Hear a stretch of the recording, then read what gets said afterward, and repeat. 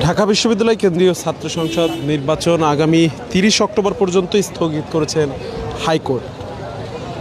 আজ দুপুরে হাইকোর্টের এক সিদ্ধান্ত মোতাবেক আগামী ৩০ অক্টোবর পর্যন্ত ঢাকা বিশ্ববিদ্যালয় কেন্দ্রীয় ছাত্র সংসদ নির্বাচন স্থগিত করা হয়েছে।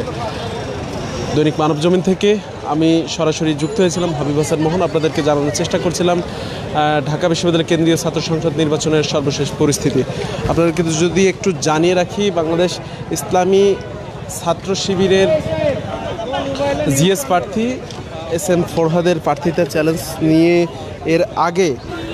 এর আগে হাইকোর্টে রিট করছিলেন তার বিপরীতে এক প্রার্থী। সেই রিটের শুনানির জন্য আগামী ৩০ অক্টোবর পর্যন্ত কিন্তু নির্বাচন স্থগিত করা হয়েছে। বাংলাদেশ ইসলামী ছাত্র শিবিরের সাধারণ সম্পাদক পদপ্রার্থী ফরহাদ হোসেনের করা এক রিট আবেদনের প্রেক্ষিতে বিচারপতি হাবিবুল গনির নেতৃত্বে হাইকোর্ট আজ সোমবার এ আদেশ দেন। এর আগে ডাকসু নির্বাচনের তফসিল ঘোষণা করা হয়। তফসিল অনুযায়ী ৯ সেপ্টেম্বর ডাকসু ও হল সংসদ নির্বাচনে ভোট গ্রহণ হওয়ার কথা রয়েছে। এবার ডাকসুর ২৮টি পদের বিপরীতে মোট ৪৭১ প্রার্থী কিন্তু প্রতিদ্বন্দ্বিতা করছেন। এর মধ্যে নারী প্রার্থী ৩২ জন এবং নারী প্রার্থী ৬২ জন এবং সদস্য পদে সবচেয়ে বেশি প্রার্থী ২১৭ জন প্রার্থী কিন্তু প্রতিদ্বন্দ্বী করছেন। আর ১৮টি হলে ১৩টি পদে মোট ১,০৩৫ প্রার্থী চূড়ান্তভাবে প্রতিদ্বন্দ্বিতা করছেন। ঢাকা বিশ্ববিদ্যালয় কেন্দ্রীয় ছাত্র সংসদ নির্বাচনে এবার মোট ৪৭১ প্রার্থী ২৮টি পদে প্রতিদ্বন্দ্বিতা করছেন। আমরা দেখেছি যে ঢাকা বিশ্ববিদ্যালয় কেন্দ্রীয় ছাত্র সংসদ নির্বাচন খুব আমেজপূর্ণ পরিবেশের মধ্যে দিয়ে যাচ্ছিল।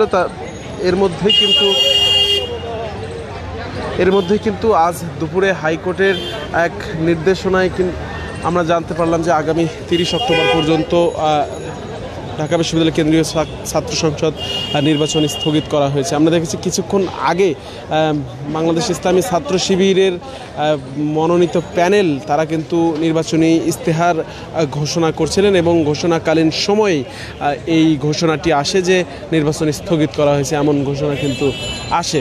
তার প্রেক্ষিতে কিন্তু তাদের কাছে গণমাধ্যম কর্মীরা জানতে চেয়েছিলেন যে ডাকসু নির্বাচন স্থগিত নিয়ে তাদের আসলে কি মতামত। তারা কিন্তু বলেছেন যে ঘটনার প্রেক্ষাপট আগে দেখবেন এবং তারপরে তারা জানাবেন। এখন পর্যন্ত কিন্তু আমরা কোনো প্যানেলের প্রতিক্রিয়া আনুষ্ঠানিকভাবে পাইনি এবং এটি নিয়ে কিন্তু আনুষ্ঠানিকভাবে গণমাধ্যম কর্মীদের সাথে কোনো প্যানেল কিন্তু এখনও পর্যন্ত কথা বলেনি।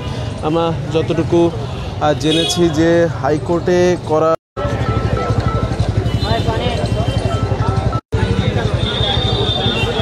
বামপন্থী ছাত্র সংগঠনগুলোও কিন্তু দুটি প্যানেল দিয়েছে। এছাড়াও ৯ সেপ্টেম্বর ডাকসু হল সংসদ নির্বাচনে ভোট গ্রহণ হওয়ার যে কথা ছিল এর জন্য কিন্তু ইতিমধ্যে ছাত্রদল ইসলামী ছাত্র শিবির, গণতান্ত্রিক ছাত্র সংসদ আলাদা প্যানেল দিয়েছে এবং বামপন্থী ছাত্র সংগঠনগুলোও কিন্তু দুটি প্যানেল দিয়েছে।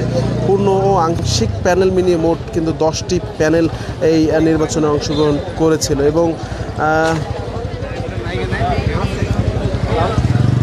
ইসলামী ছাত্র শিবির মনোনীত প্রার্থী SM ফরহাদের প্রার্থীতা চ্যালেঞ্জ করে হাইকোর্টে করা রিটের পরিপ্রেক্ষিতে SM ফরহাদের আবার পুনরায় রিটের প্রেক্ষিতে কিন্তু হাইকোর্ট আজকে এই আদেশ দেন এবং এখন পর্যন্ত কিন্তু সেটি বলবৎ রয়েছে। দর্শক, সরাসরি যুক্ত ছিলাম দৈনিক মানবজমিনের মাধ্যমে আপনাদেরকে জানিয়ে দেওয়ার চেষ্টা করলাম ঢাকা বিশ্ববিদ্যালয় কেন্দ্রীয় ছাত্র সংসদ নির্বাচন স্থগিতের সর্বশেষ ঘোষণাটি।